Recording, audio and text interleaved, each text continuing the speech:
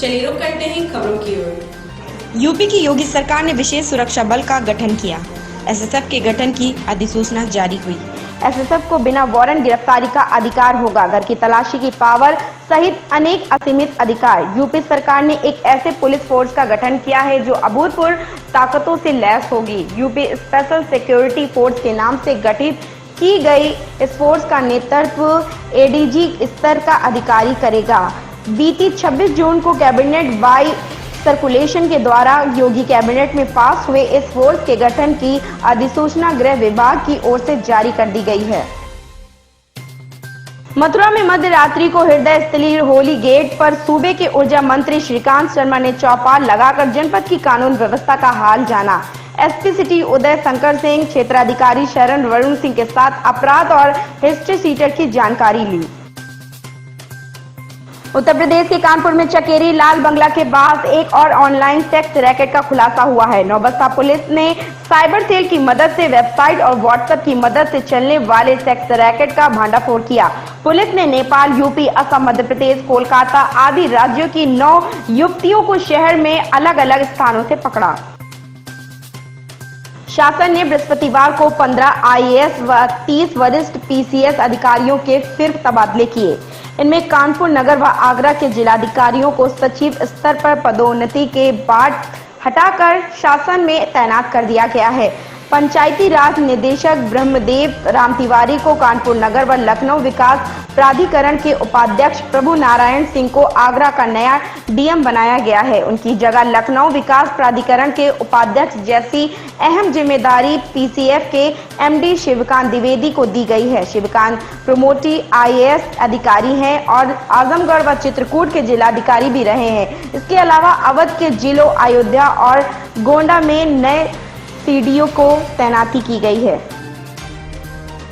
प्रदेश सरकार समूह ख व ग की भर्ती प्रक्रिया में बड़ा बदलाव करने पर विचार कर रही है। प्रस्तावित व्यवस्था में चयन के बाद शुरुआती 5 वर्ष तक कर्मियों को संविदा के आधार पर नियुक्त किया जाएगा। इस दौरान उन्हें नियमित सरकारी सेवकों को मिलने वाले अनुमन्य सेवा संबंधी लाभ नहीं मिलेंगे। 5 वर्ष की कठिन संविदा सेवा के दौरान जो छटनी से बच पाएंगे उन्हें ही मौलिक नियुक्ति मिल सकेगी। शासन का कार्मिक विभाग इस प्रस्ताव को कैबिनेट के समक्ष विचार के लिए लाने की तैयारी कर रहा है। इस प्रस्ताव पर विभागों से राय मशविरा शुरू कर दिया गया है। जम्मू कश्मीर में केंद्रीय रिजर्व पुलिस बल सीआरपीएफ के एक जवान ने जम्मू कश्मीर के बाहरी इलाके में अपनी एक रिश्तेदार के घर में अपनी पत्नी की कथित तौर पर गोली मारकर हत्या कर दी। इसके बाद उसने खुद को गोली मारकर आत्महत्या कर ली। इस दौरान उसने अपनी साली पर भी हमला किया।